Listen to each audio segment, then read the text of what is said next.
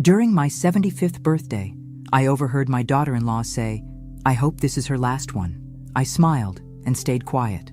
The next day, I made a call that changed everything. If you're watching this video, subscribe now and comment where you're watching from. The party had been James's idea, my only son, always insisting we needed to celebrate Mom properly.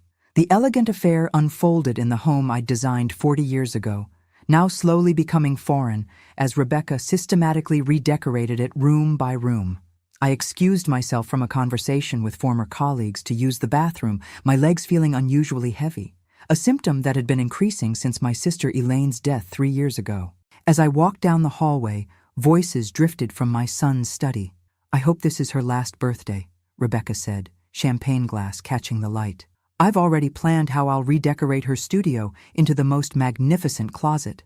I froze, my hand gripping the wall for support. "Patience, darling." James's voice, my defender, my pride, sliced through me with clinical detachment. "The doctor says her heart won't last much longer, and when it happens, all this becomes officially ours." They clinked glasses, laughing softly. 50 years designing buildings had taught me to calculate structural integrity under pressure. I straightened my spine, arranged my face into the pleasant mask I'd perfected in male-dominated boardrooms, and returned to my guests. "To the best mother a son could ask for," James announced later, raising his glass. The same son who had always struggled with living in my shadow, who had shown flashes of resentment when magazines described him as Caroline Weber's son rather than his own man. I smiled and nodded, eyes clear for the first time in years. I saw everything now, how James had gradually taken control after Elaine died. First it was helping with technology, then managing my confusing finances, and finally controlling my medication for my dangerous heart condition. That night, alone in my bedroom, I stared at the ceiling. James had always been ambitious, forever seeking the approval his father had withheld. My late husband had resented my success, and I now saw that same resentment reflected in our son. Morning came, and I watched through my window as James and Rebecca left for their daily routines. I waited until Martha brought my breakfast, Martha who had been with me for 30 years, who had nursed me through pneumonia when Elaine couldn't travel, whose daughter's college education I had quietly funded after her husband's death. "Martha," I whispered, "I need to tell you something terrible. And I need your help." Her eyes registered concern, then understanding as I explained. Without hesitation, she replied, "Mrs. Weber, I've seen how they've been changing your medications. I've suspected something was wrong for months, but didn't know how to approach you. Whatever you need, I'm with you."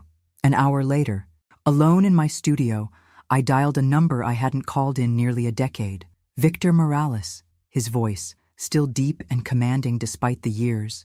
"Victor," my voice cracked. "It's Caroline." The silence stretched between us. Decades of unspoken feelings, a relationship cut short when I chose family over love. "I need your help," I said finally. "And I think you'll want to hear what I have to say about the urban hub concept." I could almost hear him straightening in his chair.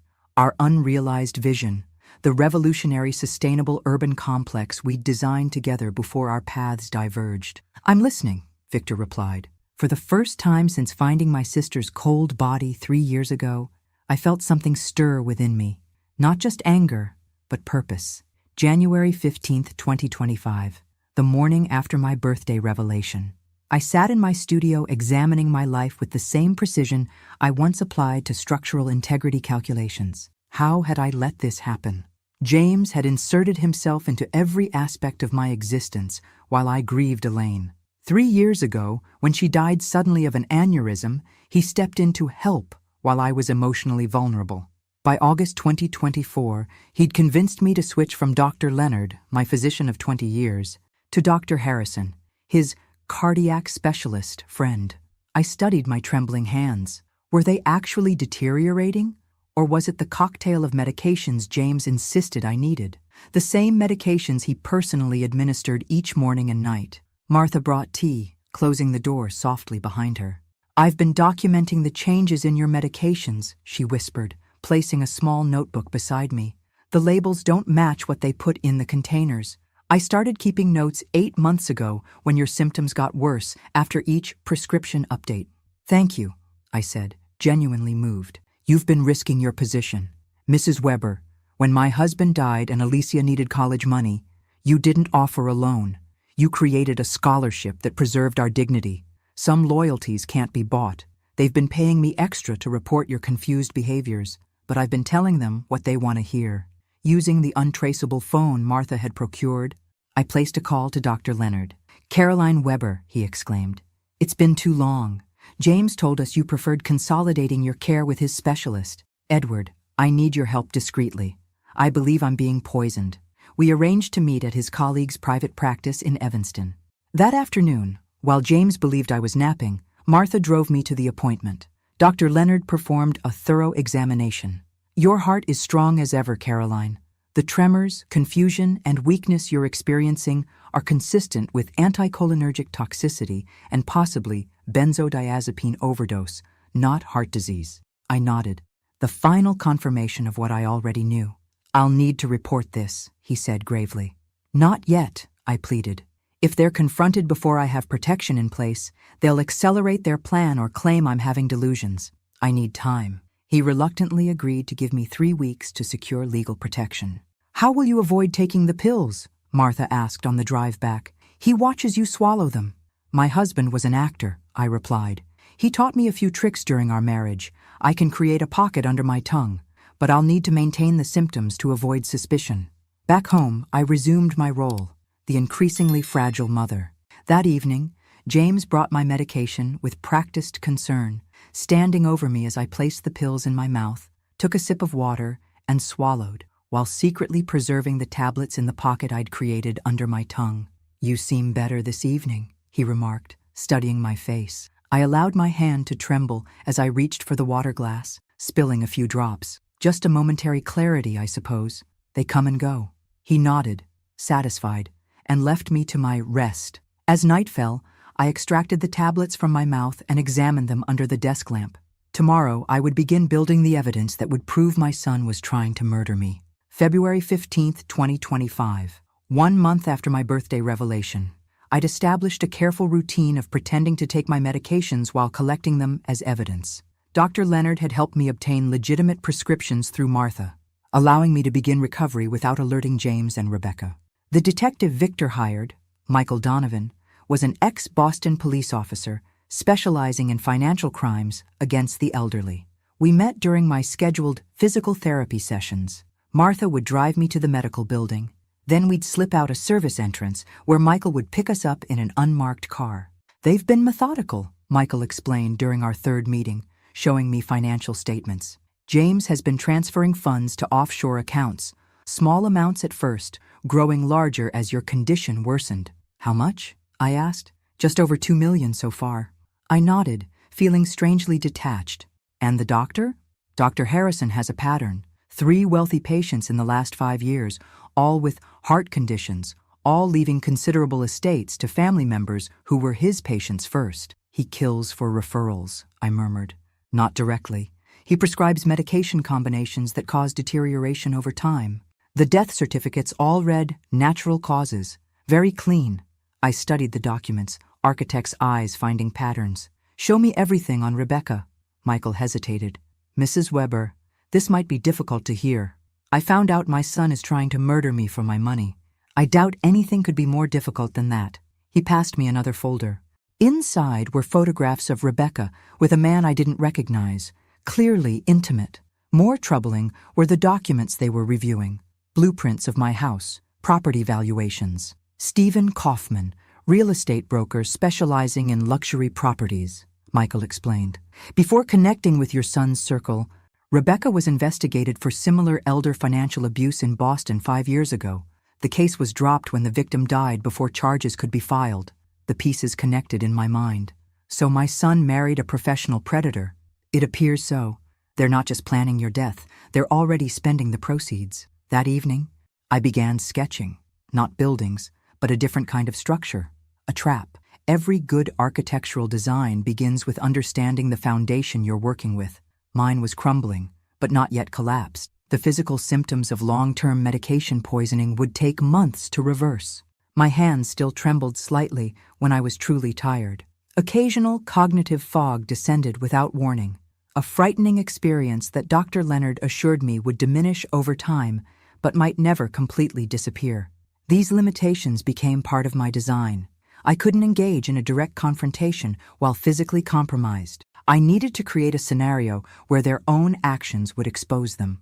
The next morning, James entered my bedroom with a glass of water and pills. "I was thinking," I said, injecting a note of confusion into my voice, "perhaps we should update my will soon, just to make sure everything's in order." Something flashed in his eyes, eagerness poorly disguised as concern. "That's thoughtful, Mom. I'll call Henderson tomorrow." Henderson, not my attorney of 40 years, but his friend from the golf club. Another piece of the puzzle.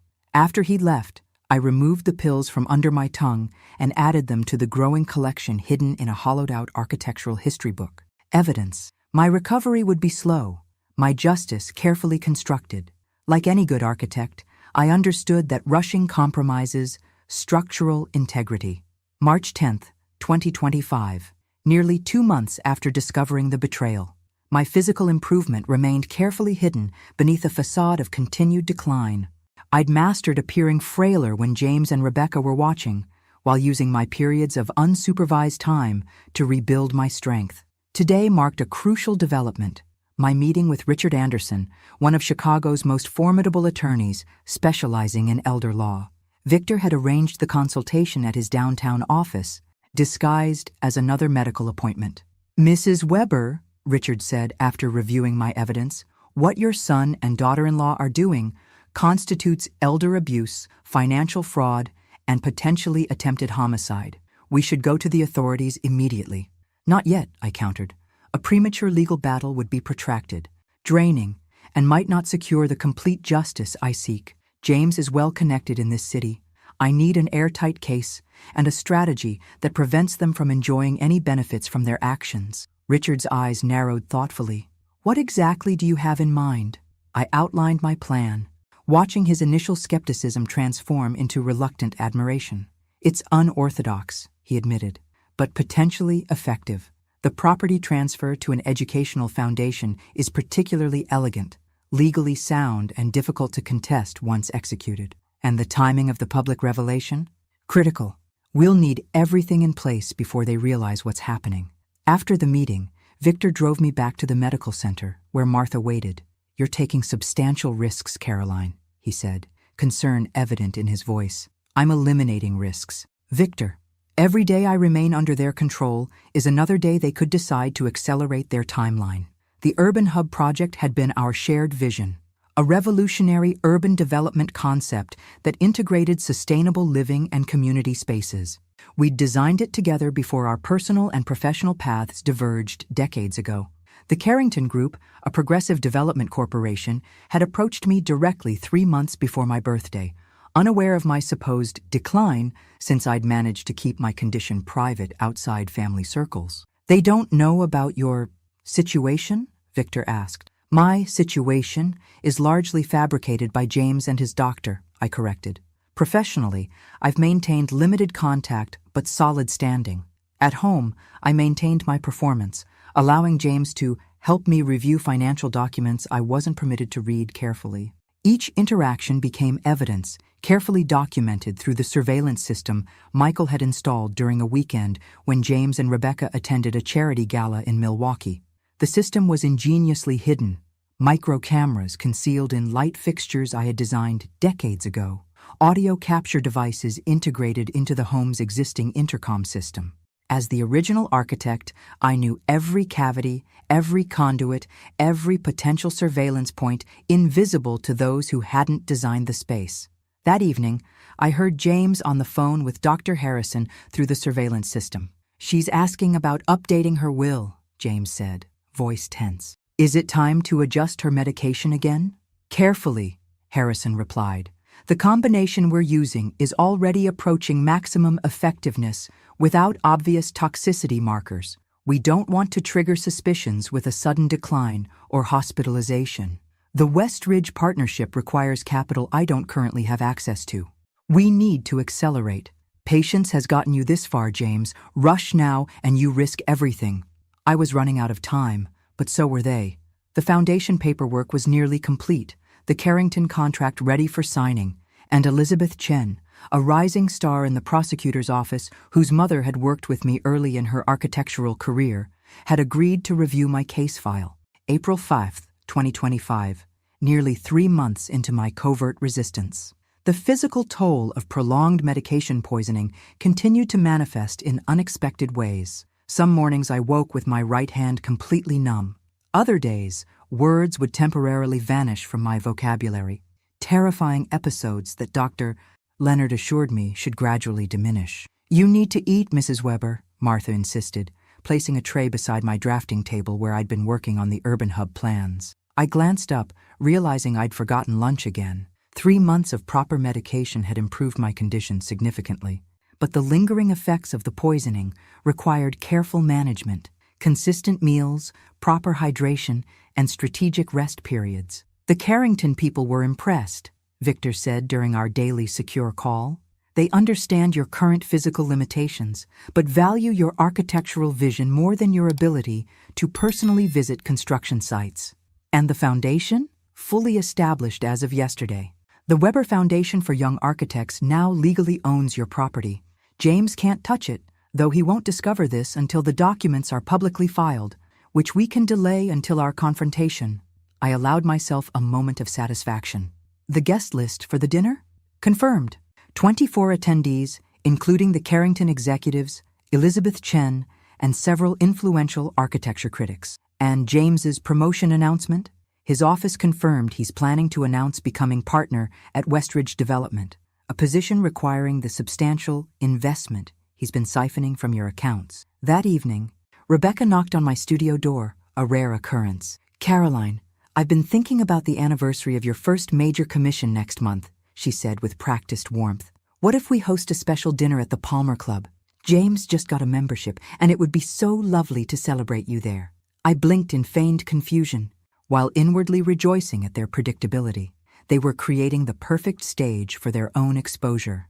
"That would be wonderful, dear," I replied, voice quavering appropriately. "How thoughtful of you to remember." After she left, I texted Martha. "They're planning their own event, May 15th. Perfect timing." That night, I watched from my window as James had a heated phone conversation on the patio. Using the surveillance system, I accessed the recording later. "It's taking too long," James was saying.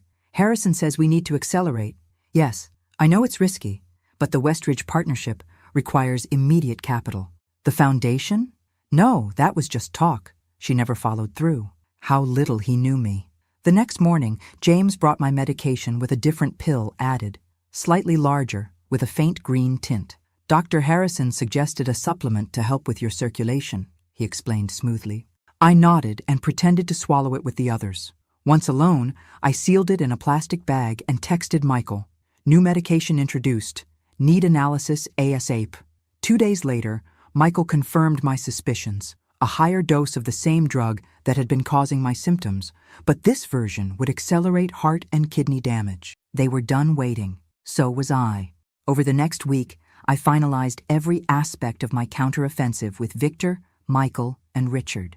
Meanwhile, I focused on the Urban Hub designs, losing myself in the creative flow that had defined my career. Despite the lingering effects of the poisoning, my architectural vision remained intact, perhaps even enhanced by my newfound appreciation for creating spaces that accommodated vulnerability without sacrificing beauty or function. The countdown to May 15th had begun. In architectural projects, the final phase before unveiling always requires the most precision. My revenge would require that same exacting standard.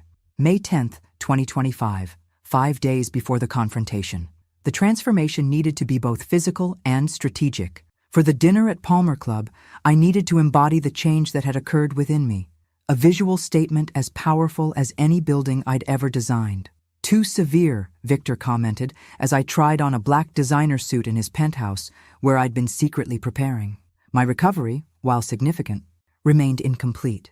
The tremors still appeared when I was tired, and occasional cognitive lapses required Victor's patient assistance. "I'm not attending a funeral," I agreed, though in many ways I was.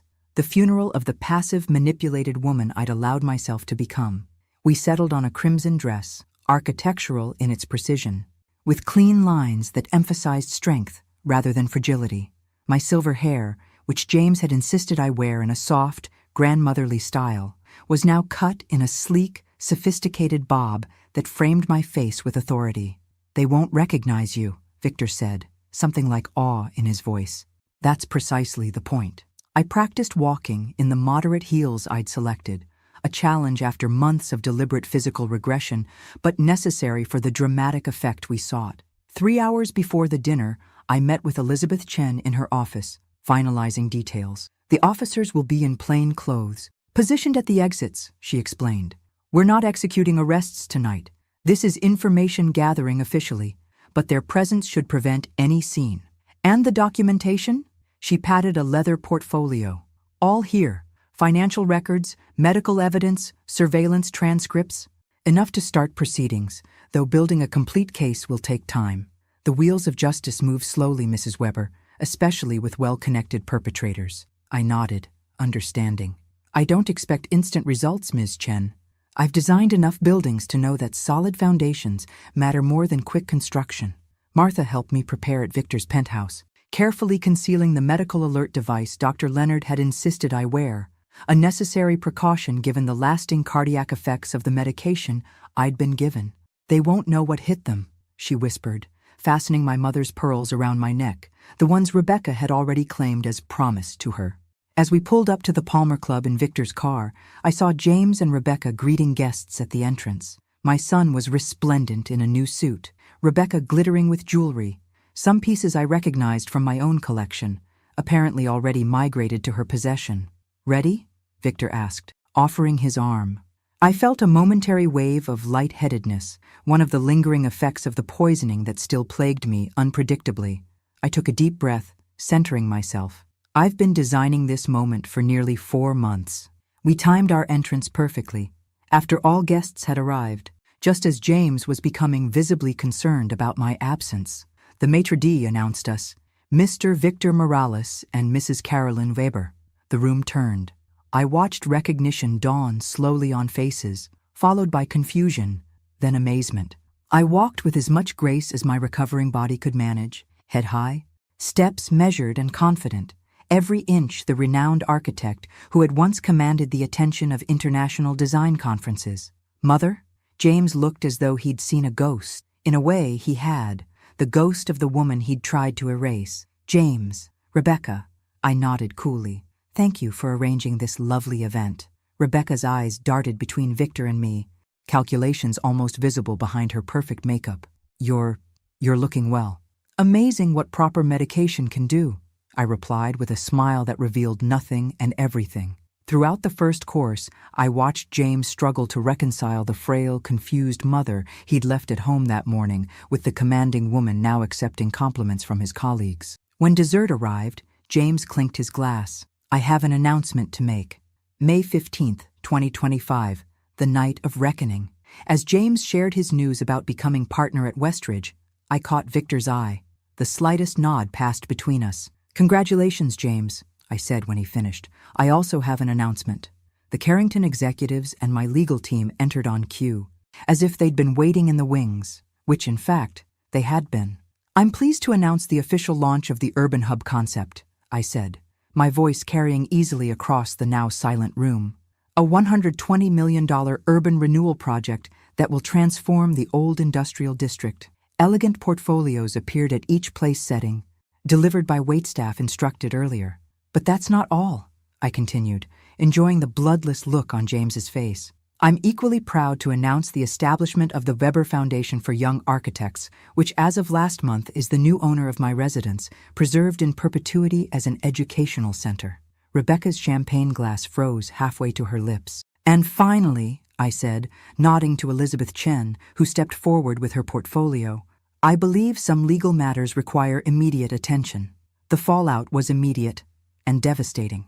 As Elizabeth quietly presented James with legal documents detailing the investigations into financial fraud, medical manipulation, and conspiracy, I watched the careful facade he'd maintained for years crumble before my eyes. "This is ridiculous," he sputtered, voice rising as he skimmed the papers.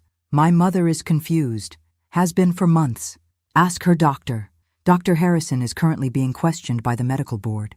Elizabeth replied calmly. His cooperation could reduce his own charges considerably. Rebecca, always the pragmatist, was already distancing herself. James handled all the medical decisions, she said quickly. I was rarely involved in those conversations. The surveillance transcripts, helpfully highlighted by Elizabeth's team, contradicted this claim immediately. The dinner guests, an uncomfortable audience to this unfolding drama, began discreetly departing. The Carrington executives, however, remained firmly at my side, their presence a clear statement about where the power now resided. James, desperation replacing shock, tried one last maneuver. Mother, you're clearly unwell.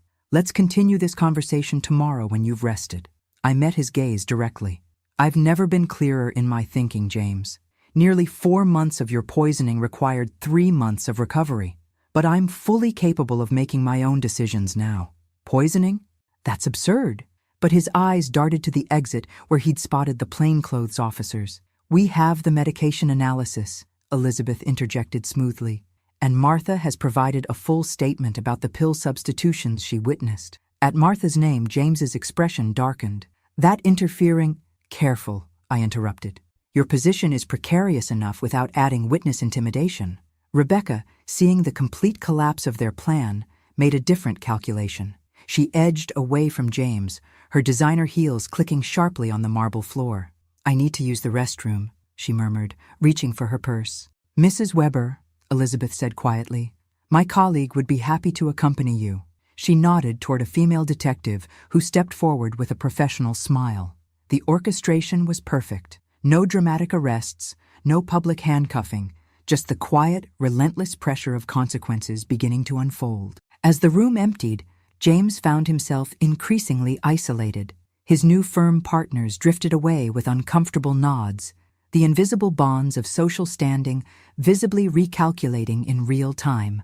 You've just destroyed my career, he said when we were nearly alone, anger replacing his earlier panic. No, James, you destroyed it yourself, along with our relationship, the moment you decided my death was an acceptable path to your advancement. For the first time, he didn't deny it. You never understood what it was like being your son. Always in your shadow, never measuring up.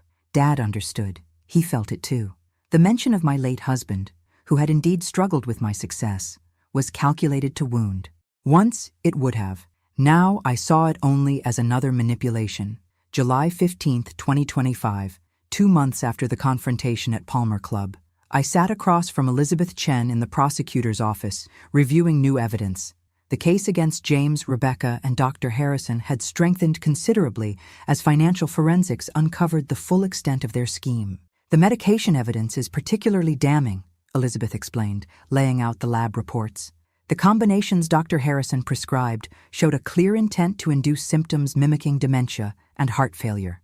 I studied the reports with clinical detachment, no longer feeling the visceral betrayal that had once consumed me.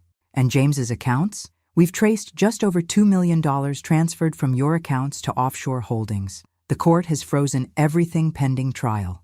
My son now lived in a rented apartment after being asked to take a leave from Westridge Development. His partnership offer had evaporated as news of the investigation spread through Chicago's close-knit professional circles. And Rebecca? Staying with her sister in Milwaukee, she's attempting to position herself as another victim, claiming James manipulated her. I smiled thinly. The surveillance recordings suggest otherwise. Elizabeth nodded.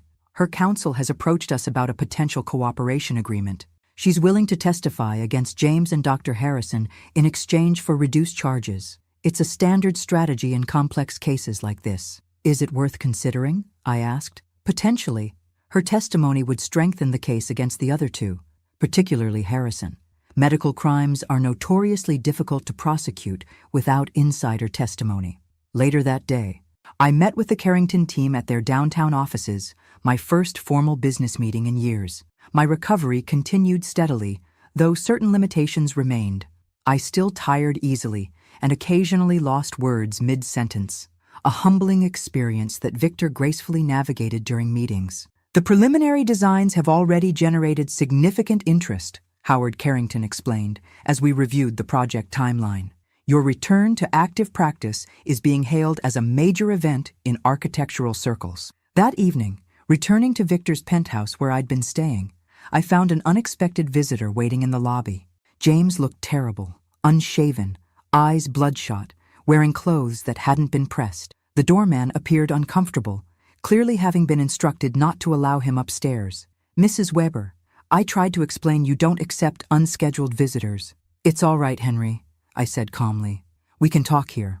James straightened as I approached, attempting to summon his former confidence. "Mother, this has gone far enough. The family's dirty laundry is becoming public spectacle." "Attempted murder isn't dirty laundry, James. It's a felony." He flinched. "That's a gross exaggeration. Yes, I managed your medication and finances because you were becoming confused. Perhaps Dr. Harrison's approach was aggressive." "Stop." My voice cut through his excuses like a steel beam through plaster. "I've seen the text messages between you and Harrison discussing dosages to accelerate my cognitive decline. I've heard the recordings of you and Rebecca discussing how to make my death appear natural." His face paled. "What do you want?" he asked finally. "Money? The money's gone, frozen or spent. The house? It's not even yours to give back anymore." "I want nothing from you," I replied, seeing him clearly for perhaps the first time in decades. "That's what you never understood. I gave you everything freely: love, opportunity, support. You could have had it all legitimately by simply waiting, by being the son I thought you were. Then why continue with this prosecution? For revenge, that's beneath you. Not revenge, consequences, and protection, not just for me, but for others. Harrison has had other patients, other victims. This needs to end." He attempted one final approach, voice lowering to the same gentle tone he'd used when administering my medications. "Mom, please, we're still family." I studied him, this stranger wearing my son's face, and felt a strange calm replace the hurt that had driven me for months. "No, James, we're not family anymore. We're plaintiff and defendant. That's the relationship you chose." October 15th, 2025, 5 months after the confrontation. Autumn had transformed Chicago, painting the city in amber and crimson. My own transformation continued in parallel, some days stronger than others, the lingering effects of the poisoning appearing unpredictably, but with decreasing frequency. "They're offering a plea deal," Elizabeth Chen explained during our weekly meeting at her office. The legal proceedings had progressed with methodical precision, though far slower than dramatic television portrayals would suggest. "What are the terms?" I asked, setting aside the urban hub blueprints I'd been reviewing. "For James, guilty plea to financial elder abuse, fraud, and attempted aggravated assault. 8 years, eligible for parole after 5. She slid the document across her desk. "For Rebecca, guilty plea to conspiracy and financial fraud.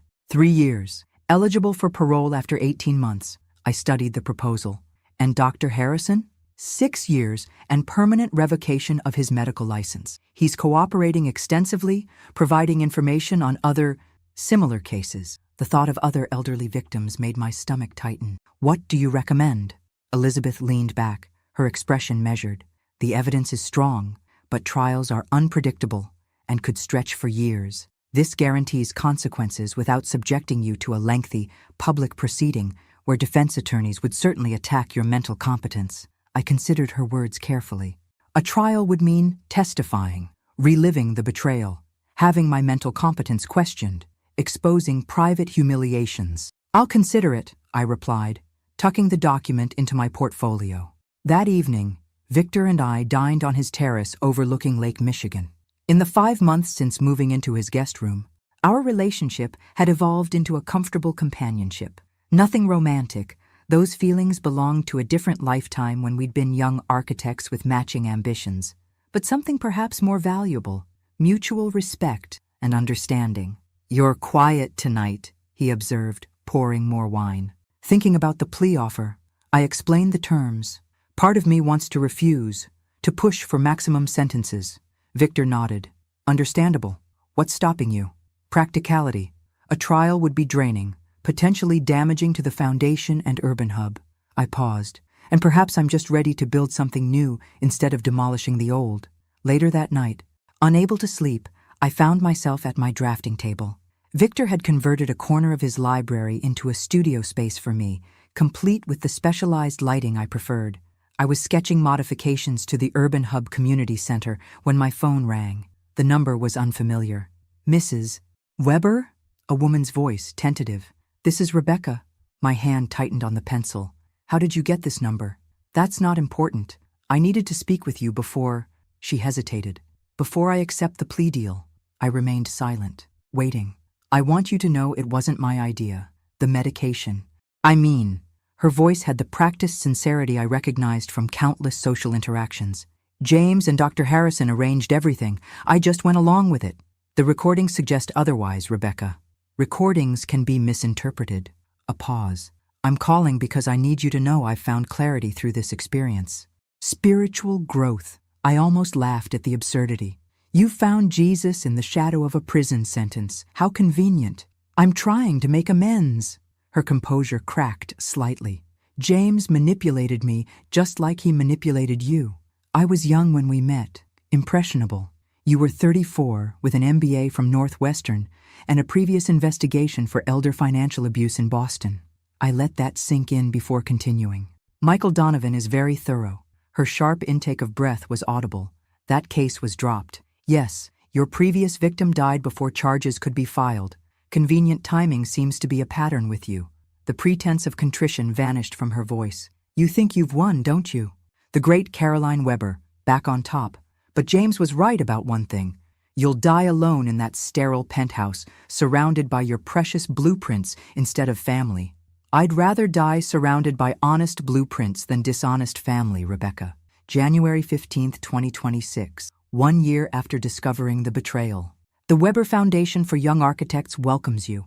The engraved stone plaque gleamed in the winter sunlight as reporters gathered for the official opening of my former home, now transformed into an educational center for architectural students. The timing was deliberate.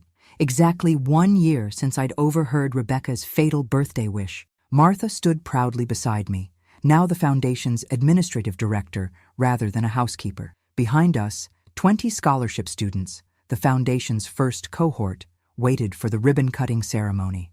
Mrs. Weber, how does it feel to see your home transformed this way?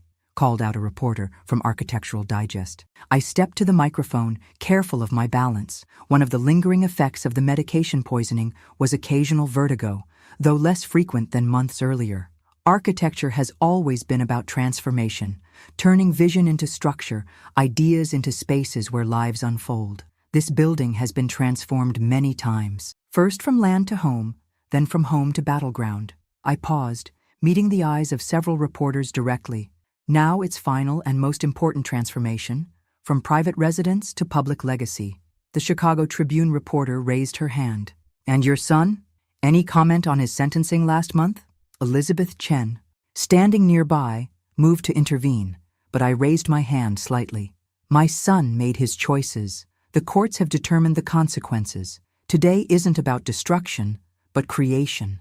These students, I gestured to the young architects behind me, represent the future. They're what matters now. The legal proceedings had concluded more swiftly than anticipated, largely due to the overwhelming evidence and the defendant's eventual acceptance of plea deals. James had received 8 years, Rebecca 3, and Dr. Harrison 6, with his medical license permanently revoked. More importantly, Elizabeth's team had used Harrison's cooperation to open investigations into 3 other suspicious deaths of wealthy elderly patients. After the ceremony, Victor guided me through what had once been my home. The transformation was remarkable. My studio, which Rebecca had planned to convert to a closet, now housed state-of-the-art design technology. The formal dining room where James had administered my medications was now a lecture hall.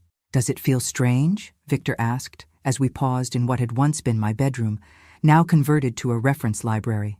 Less than I expected, I admitted. It feels right. Later that evening, the Carrington team hosted a reception at their offices to celebrate the groundbreaking for Urban Hub's first building. At 76, I found myself the center of attention in a way I hadn't been for decades, not as an elderly curiosity, but as an active, respected professional. The design innovations in the community center are remarkable, commented the sustainability director from the city planning department, particularly the integration of the wellness center with the employment resources. I smiled.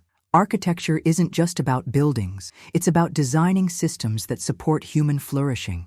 As I moved through the crowd, accepting congratulations and discussing technical details, I caught sight of myself in a mirrored wall. The woman reflected there bore little resemblance to the fragile, diminished person I'd been a year earlier.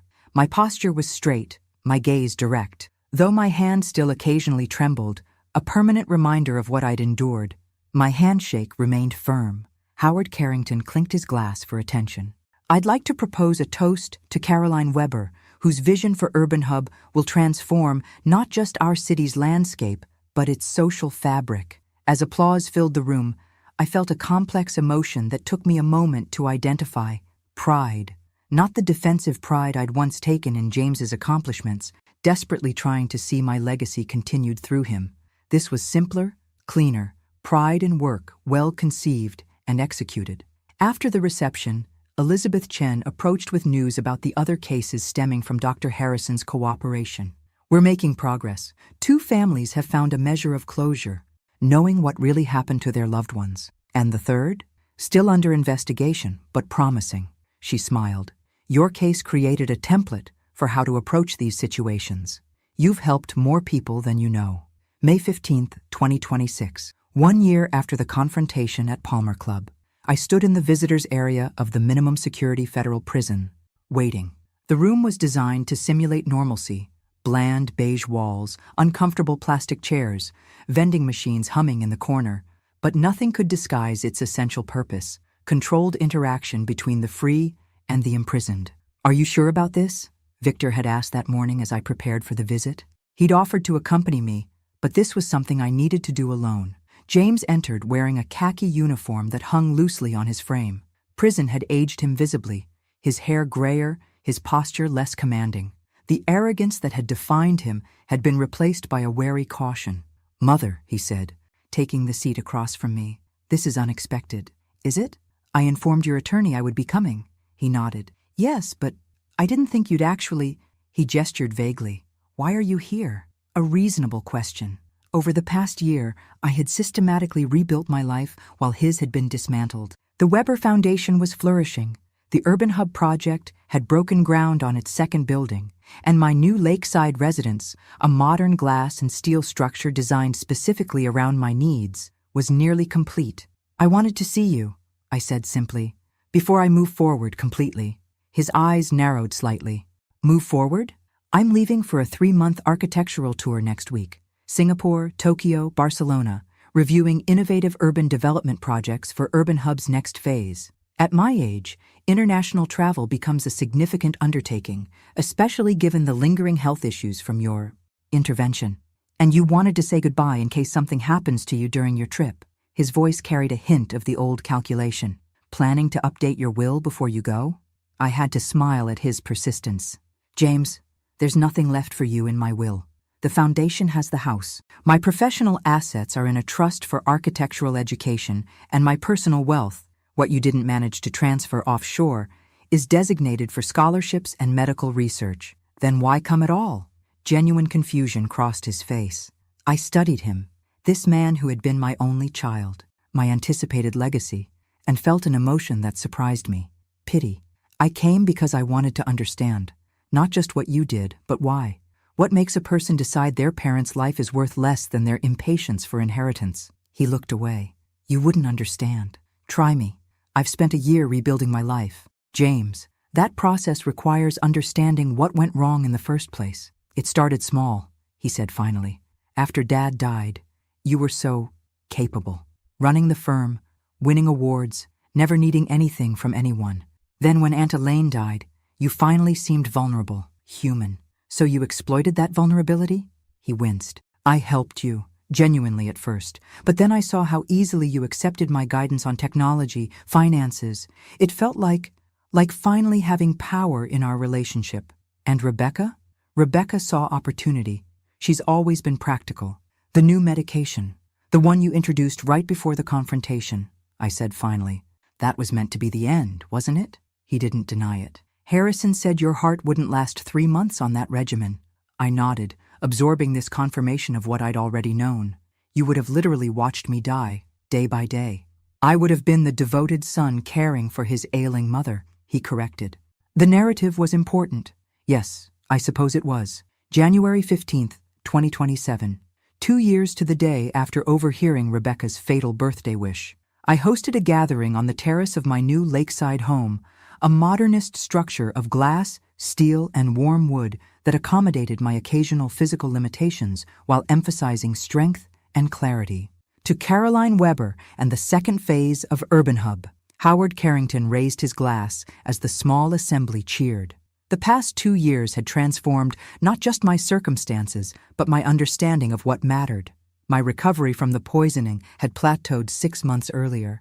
The tremors in my right hand would remain permanent, as would occasional cognitive lapses and reduced stamina.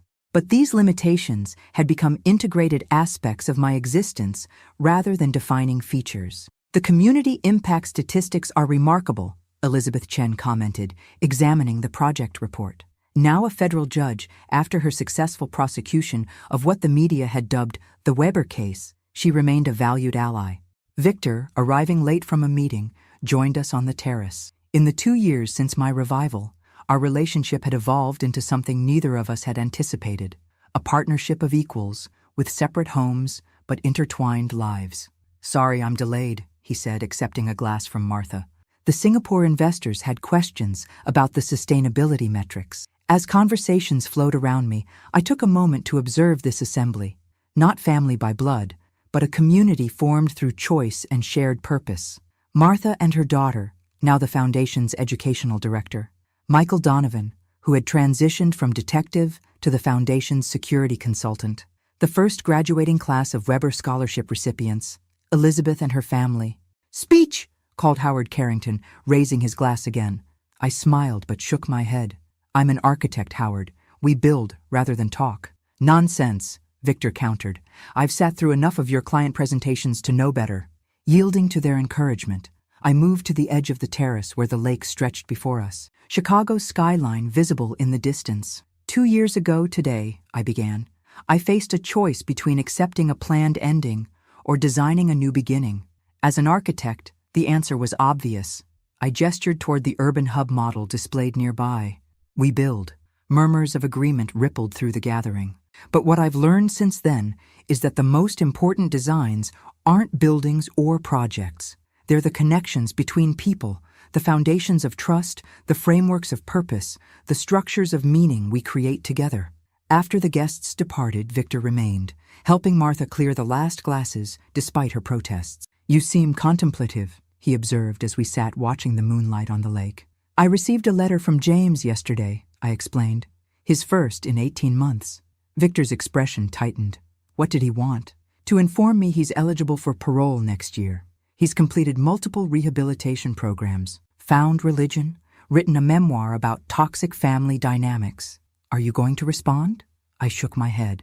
"There's nothing left to say. Some buildings can't be salvaged after fundamental damage. They can only be acknowledged as ruins, studied for their failures, and left behind." Victor nodded, understanding as always. "Any regrets?" he asked finally. I considered the question seriously. The physical aftermath of the poisoning remained. The tremors, some memory lapses, reduced stamina requiring careful management. Yet these limitations had forced innovative adaptations in both my home design and working methods. "Only that I didn't make that call to you sooner," I answered truthfully. "I lost years to fear and inertia before James ever gave me those pills." Victor reached for my hand, his fingers intertwining with mine.